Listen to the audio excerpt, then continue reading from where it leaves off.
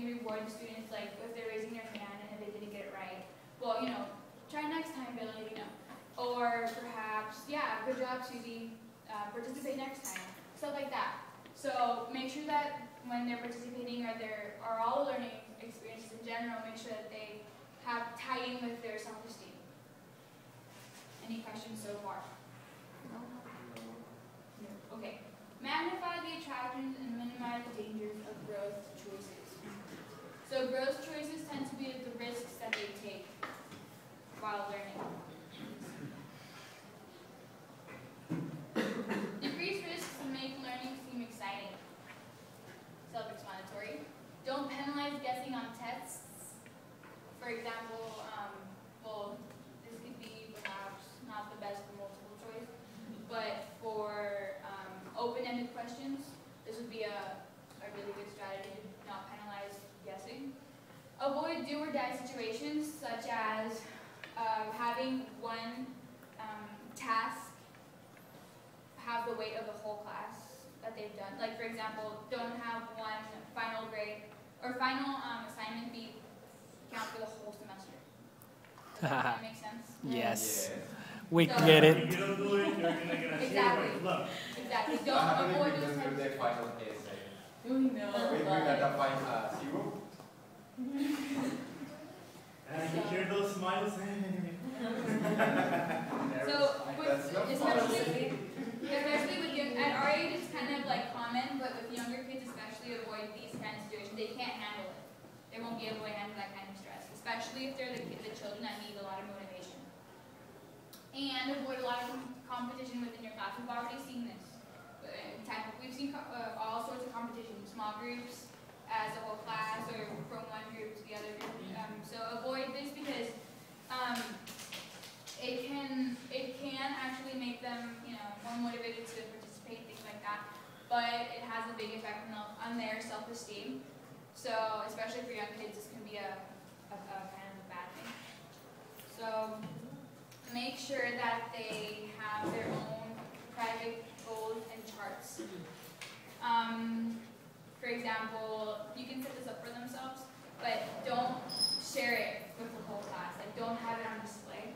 It should be individual, because then it turns into competition, and it, like I said, it gets into their self-esteem, area. So, please. Administer learning experiences toward feelings of achievement as an effort to aid a realistic level of direction and orientation towards a goal and a positive self-image. So, any questions about that? It's just, okay, I'll explain it a little bit more. So, make use of objectives that are challenging but attainable. Any questions on that? Make sure that your objectives, they aren't easy, but they're challenging in the way that, but they're still able to reach the goal that you put in place. Taking into consideration the students when picking objectives. Like I said, you can let them pick their own objectives so that they're comfortable with their objectives and they know and they understand what's expected of them. And make sure that the objectives aren't too overwhelming. And that one, just a quick comment. Yes. It doesn't necessarily mean that you're going to ask your students, hey, what are we going to do today, or our objective. What is our objective for today's class? Like at the same time, when you are teaching, you are able to kind of measure your students' level, and based on that, you decide, whether this goal that you thought about is too challenging for them or not. Like because of their responses, because of their performance, etc. Right? For example, when Octavio was here and he was like, well, this book isn't working. You guys are a higher level from what I see from this book. And he asked us, well, what are some things that we can do to change the class? And we gave him ideas. So that's a bigger scale of what, of course, when you ask them what their objectives should be, they should be more structured and with more of a purpose, but that's kind of what we did. We chose our own objectives. Any questions? No? Okay. The beginning. And number 8, try to administer the development of needed achievement, self-confidence, and self-direction.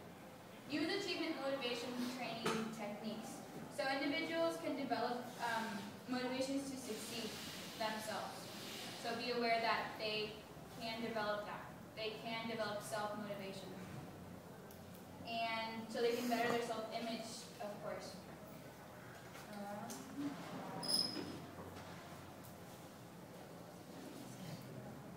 So in this is an example of them kind of grading themselves. Motivation that has to do with self-evaluation. You can perform exercises where they can check off certain criteria that they are meeting and areas where they know they can improve. So those techniques help really well because they encourage a sense of personal agency or self-efficacy.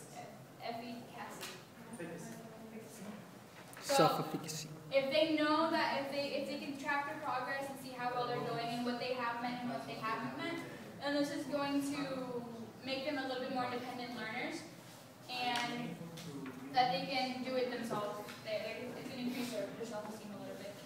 And last slide. So this is an example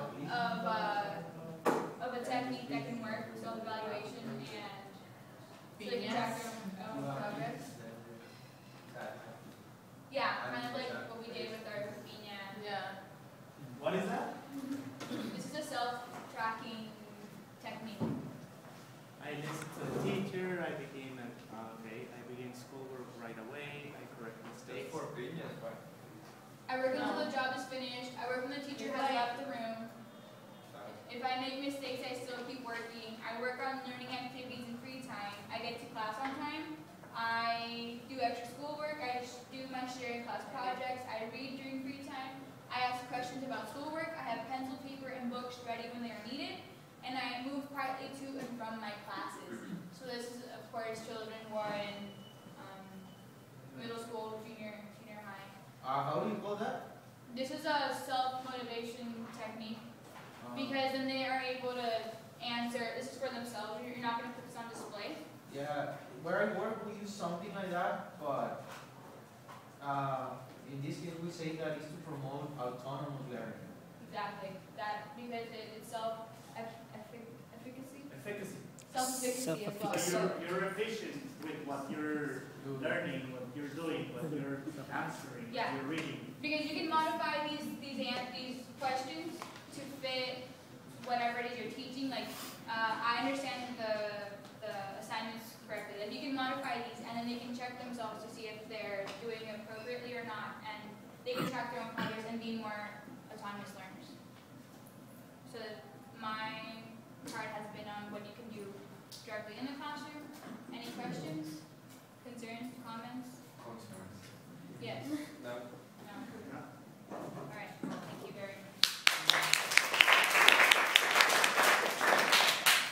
Thumbs up.